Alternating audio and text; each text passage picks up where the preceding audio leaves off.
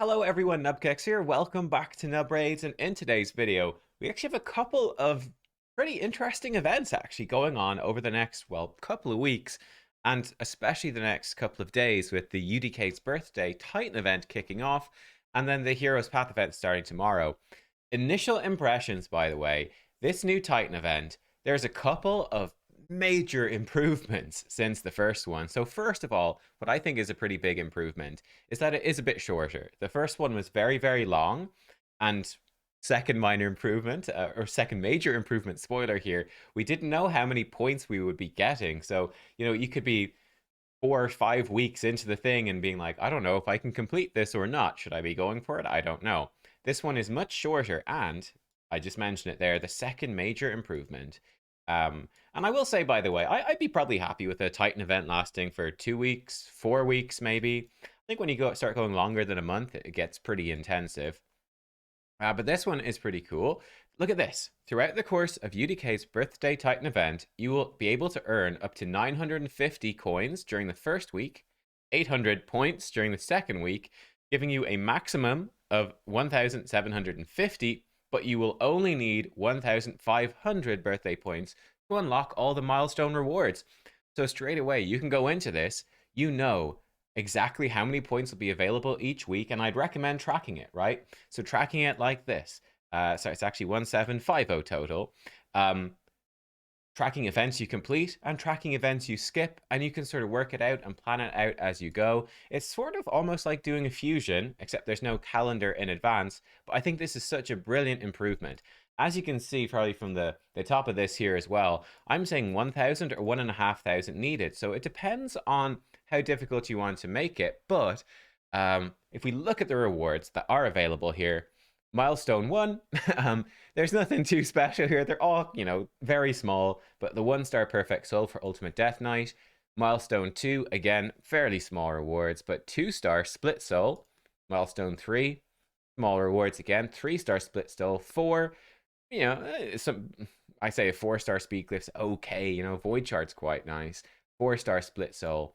And then for milestone 5, this is why I'm thinking it's not that essential. Not that essential. It's an eternal soulstone. So if you have the resources to go all the way and get an eternal soulstone, like typically in terms of how they value those, in terms of monetary value, they're valued at around about $20 each. Sacred shards are typically valued around $15, so it's worth more than a sacred. So it's a pretty big reward. Like an XP barrel is okay, Legendary's Tome is nice, and Eternal Soulstone is actually really good. So it can be worth going this far potentially, but I think, the most important thing to get, this could be total junk. You could pull this and it could be total junk, right? Whereas the 4-star split soul for Ultimate Death Knight is guaranteed extremely good. It's well worth going, and you only need 1,000 points. I think that is quite positive. That looks quite good. You can skip almost half of the events and still do it. So that's looking pretty nice. Yeah, pretty spicy. So yeah, there you go. Again, I would not be worried about. I think the milestone 5 rewards are pretty solid, but the other rewards are fairly small, apart from obviously the Ultimate Death Knight split souls. Definitely you want to get these, right? Ultimate Death Knight, he is one of the most used champions, one of the most annoying champions for arena defense. He's extremely good against single target damage dealers. So champions like Rotus, maybe Mountain King, etc., he totally messes them up because he redirects all of those single target attacks to him, which is very good. He's also probably going to become stronger now eventually with the accessories, right, from the Hydra Clash, which is a whole you don't get many of those, so it could take an absolute age to get usable ones on him. But if you do, you could potentially run him in like bolster and 4-piece stone skin. Don't know if that's valuable, but it seems pretty good, right? Because he's going to be built with really high HP. Give your team a big bolster shield and some stone skin. I don't know. There's a lot of potential there with this champion. I have mentioned before, I felt like he was a bit overrated because he's seen as just like the absolute best of the best in arena. I don't think that's quite true. I think he is really good, but he is a bit more of an anti-single target specialist as opposed to use him in every single fight and he's always going to be amazing. So that's something to consider. But a champion that everyone should probably have and should build up for those more niche circumstances, because, well, they're niche, but they come up quite a lot. Like Rotus is picked all the time in live arena, right? So that's something to watch out for. So yeah, the event honestly looks great. Now, we have a Heroes Path coming tomorrow, which is probably going to be a bulk of the coins. I will break it down when we get there. We don't know quite yet, but it is starting tomorrow and running over the weekend. Now, the events in here, summoning champions and getting artifacts is going to do this. So dungeon divers and summon rush, basically. Um, Here's the thing. Almost all of the points are going to come from that first one, summoning champions. This is going to be basically purely about summoning champions. Artifacts will give you like maybe a few hundred, maybe a few thousand points, but not much. It's really going to be all about summoning. This is where you have to make that decision. So I put this in here. I think the next fusion likely begins actually around about when this ends, right? Roughly when Ultimate Death Knight's Titan event ends is when I would expect the next fusion to begin. And it is very likely to begin with the Summon Rush for that weekend when this event ends. So in 2 weeks from now, the next Summon Rush, not this weekend, but the next one. And it's likely to have a 2x Void Champ Chase be part of it as well. So those are the, the stone, whatever the summoning things that you're likely to need.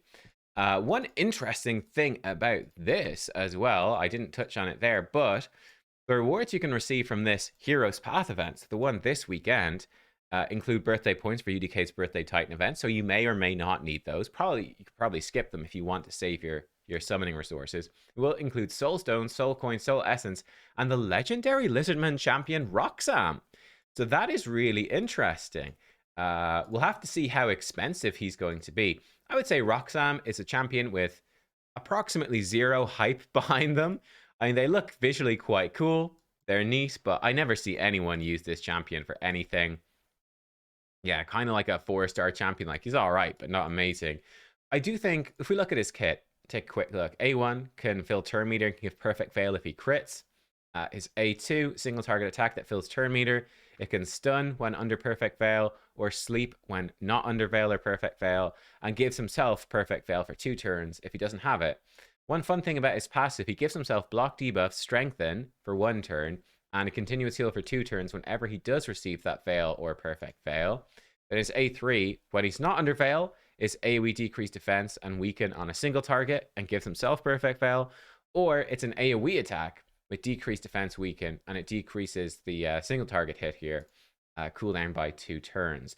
What is interesting about this champion, I think probably best spot might well be as a mischief tank and debuffer for Hydra. And he might actually be pretty good at that. It's something I've mentioned several times in the past, and I don't have him, so I've never got around to doing it. But seeing as he gives himself potentially Veil on every single one of his attacks, that then gives him 3 buffs, including the Veil. It's 4 buffs. That's a huge amount of buffs. So he will be the head of Mischief target. What is he bringing for you that's an advantage? He brings decreased defense weaken. So that's kind of interesting. A Mischief tank who brings decreased defense and weaken. That's pretty cool. This move is not very helpful. In fact, the turn meter might be a bit counterproductive. I think it's certainly interesting. So yeah, we'll see. I will check back with you tomorrow, of course, in terms of how much it's going to cost to get this guy.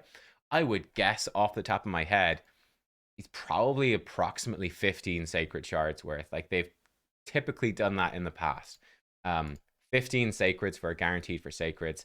Is he a good 15 sacred guaranteed champion? My initial reaction would be no.